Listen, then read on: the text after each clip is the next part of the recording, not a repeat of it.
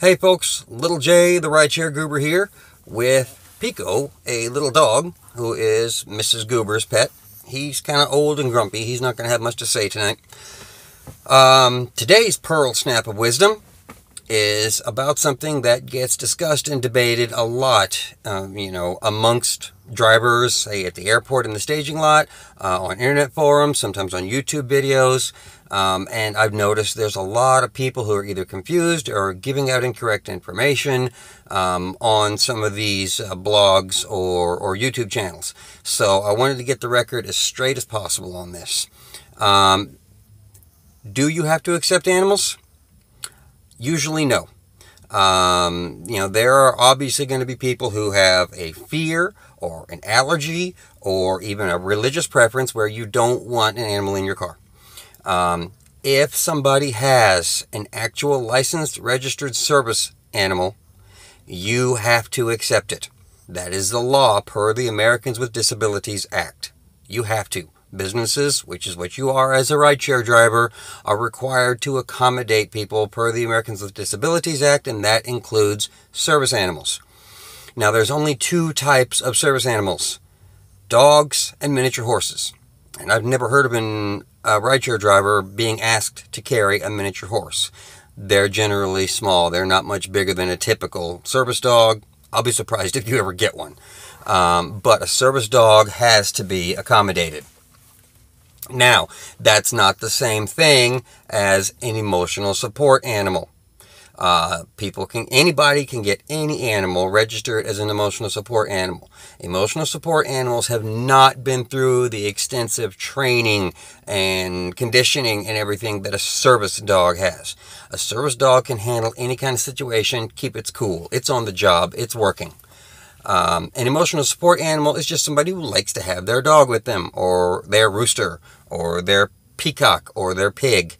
All kinds of strange emotional support animals have turned up on airplanes and in taxis and restaurants and places like that. You don't have to accommodate an emotional support animal. It's the same as somebody trying to bring their pet in. They are not protected by the Americans with Disabilities Act like a service animal is. Now, accepting animals, I'll let anybody with a dog in my car. I'll let animals in my car. I have allergies, but I take an antihistamine every day. I also have asthma. I take an antihistamine the same time that I take my asthma medication. It makes breathing easier throughout my day, especially when I have smelly passengers. What you need to remember is that if you are concerned about whether a dog is an emotional support animal or a service dog and are concerned about the distinction, you are only allowed to ask if it is a service animal. You cannot ask for any other details. You cannot ask for paperwork. You cannot ask for any type of license. You cannot ask what the disability is. You cannot ask what the dog does.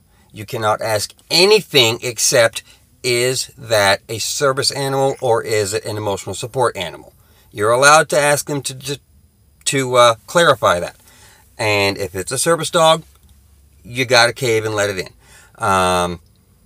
Emotional support animals, pets, you're going to get higher ratings and higher tips by accepting them. But you don't have to.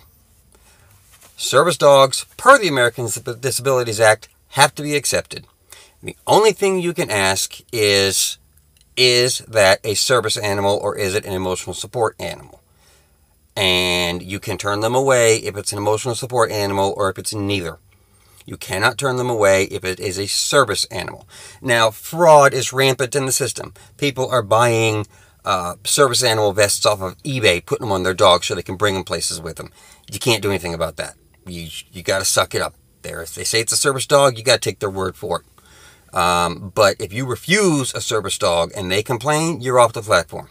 You're done. They're both of them, Uber and Lyft, and as far as I know, any other rideshare companies, they know the law. And if you decline a service animal, you're going to be done. That is today's Pearl Snap of Wisdom. I am Little J, the Rideshare Goober. This is Pico, and remember, the Bolo makes it better.